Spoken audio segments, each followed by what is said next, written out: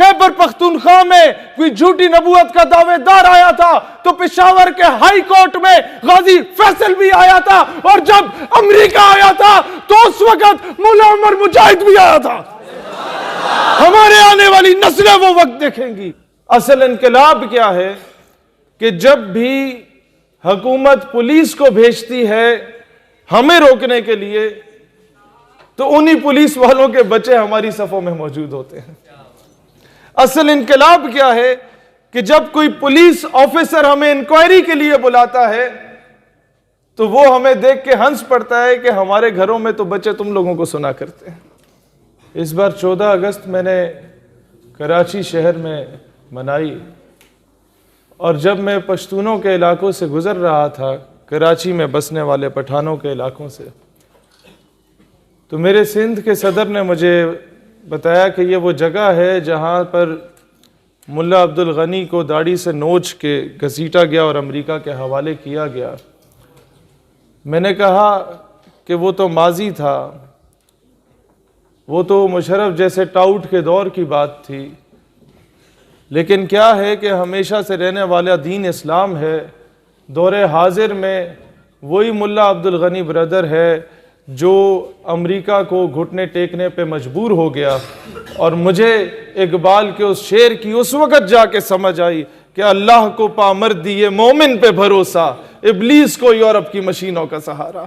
काफिर है तो करता है शमशीर पे भरोसा, मोमिन है तो बेतैग भी लड़ता है सिपाही। हमारे आने वाली नस्लें वो वक्त देखेंगी कि जब तालीमी निसाब में सिंड्रेला की जगह सैयदा उम्मे अमारा को पढ़ाया जाएगा। ये जदोजहद जारी रखो तो हमारी आने वाली नस्लें वो वक्त देखेंगी कि जब मिस्टर चिप्स की जगह सलाहुद्दीन अय्यूबी को पढ़ाया जाएगा।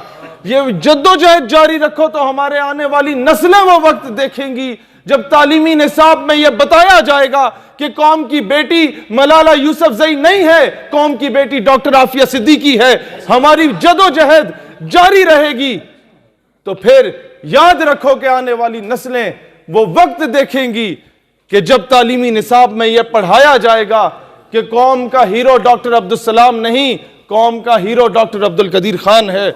हमारी आने वाली नस्लें वो वक्त देखेंगी। क्यों और ये कैसे होगा? Every action has a reaction. Every false propaganda, every fake narrative has a counter narrative. Her problem का सलूशन होता है। जब फिरौन आया था तो अल्लाह ताला ने हजरत मूसा को भेजा था। जब अब्राहा के लश्कर आए थे तो अल्लाह ने अबाबीलों को भेज दिया था। मरहब आया था तो अल्लाह ने हैदर कर्रार को भेजा था। जब मुसैलमा कज़्ज़ाब आया था तो अल्लाह ने सिद्दीक़ अकबर को भेजा था। जब राजपाल आया था तो गाजी इल्मुद्दीन भी आया था। जब सलमान तासीर आया था तो मुमताज कादरी भी आया था।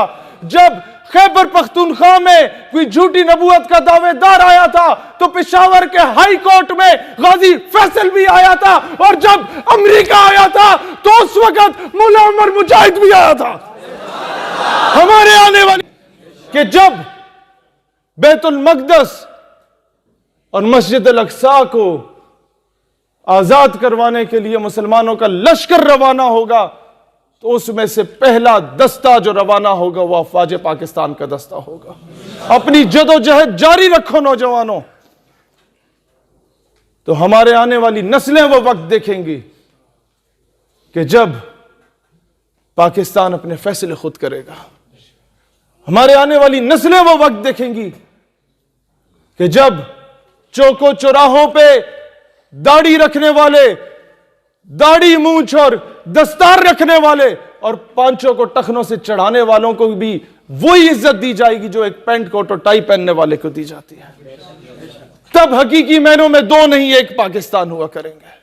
हमारी नस्लें वो वक्त देखेंगी कि जब यूनिवर्सिटीज में दीन की तालीम को भी लाजमी करार दिया जाए। हमारे आने वाली नस्लें वो वक्त देखेंगी इंशाअल्लाह ताला जब सल्तनत उस्मानिया की तर्ज पे दोबारा वो खिलाफत का निज़ाम इस उम्मत में क़याम होगा उसका, और उसकी जो पहली बुनियाद होगी वो पाकिस्तान से रखी जाएगी इंशाअल्लाह। दोस्त, अगर तुम लोग ایک چیز کا فیصلہ کر لو کہ گھما پھرا کے بات نہ کرو، اسٹریٹ فارورڈ ہو کے بات کرو، اللہ تعالیٰ تمہیں حقیقی معنوں میں ان غلامی سے آزادی دلائے گا۔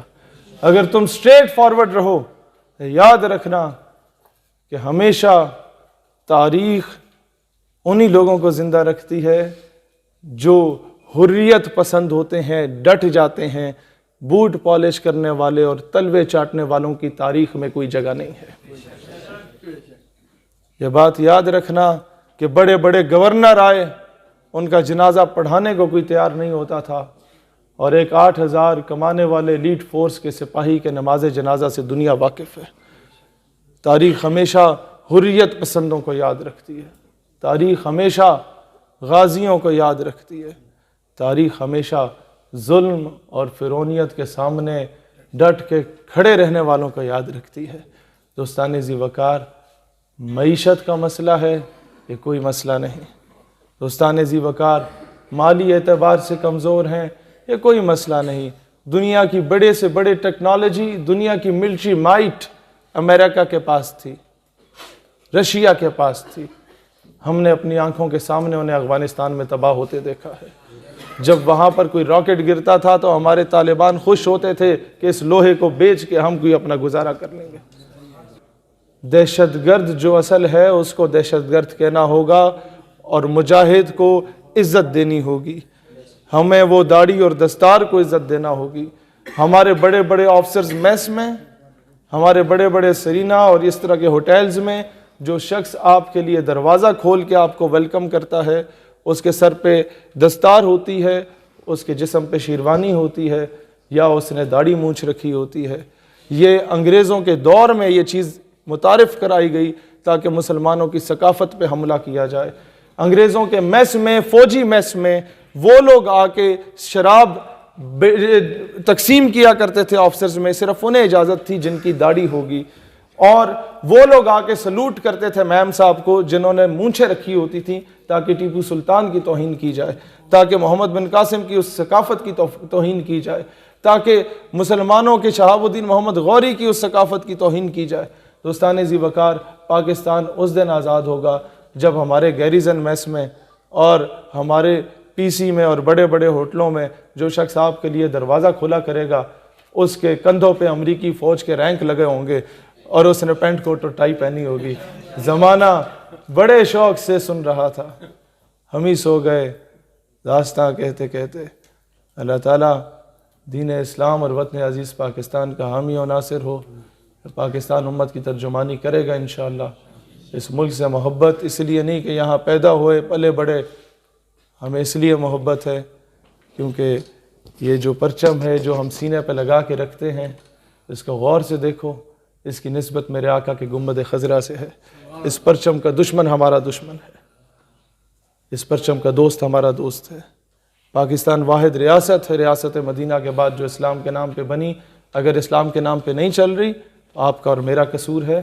ہم نے قیمے والے نان پہ اور بریانی کی پلیٹ پہ ہر 5 سال کے بعد اپنے ضمیر پہ سمجھوتا کیا، اپنے ایمان پہ سمجھوتا کیا۔ دوستان ذی وقار، آج منظم ہو کے، متحد ہو کے، اس 5th جنریشن وار کے ایرا میں بھی، جہاں پر ہم لوگ جنرل امجد شعیب جیسے لوگوں کا نام لے کے لتاڑتے ہیں کہ ان کو جرت کیسے ہوئی کہ اسرائیل کی حمایت میں انڈائریکٹلی بات کرے کہ ڈیبیٹ ہو سکتی ہے، جہاں یہ 2 ٹکے کے لوگ کامران خان جیسے صحافی بات کرتے ہیں، جہاں انہیں لتاڑتے ہیں، وہیں ہماری رسپانسبلٹی بنتی ہے کہ سیاچن میں اور ایل او سی میں جو فوجی اپنی جانوں کا نذرانہ دے رہے ہیں ان کو ہم سلوٹ بھی کیا کریں، تبھی جا کے پاکستان مستحکم ہوگا۔ جیسے میں ہمیشہ پنجاب میں لوگوں سے کہتا ہوں کہ یہاں تمہیں کوئی ریڈی لگانے والا پٹھان نظر آئے تو اسے سینے سے لگاؤ گے تو پاکستان مضبوط ہوگا۔ اسی طریقے سے میں خیبر والوں سے بھی کہتا ہوں، کوئی پنجابی نظر آئے تو اسے دال خور نہ بولو، اسے اپنا پاکستانی سمجھ کے سینے سے لگاؤ۔ پہلے ہم مسلمان ہیں، پھر پاکستانی ہیں، اس کے علاوہ ہماری کوئی پہچان نہیں ہے۔ بہت شکریہ، جزاک اللہ۔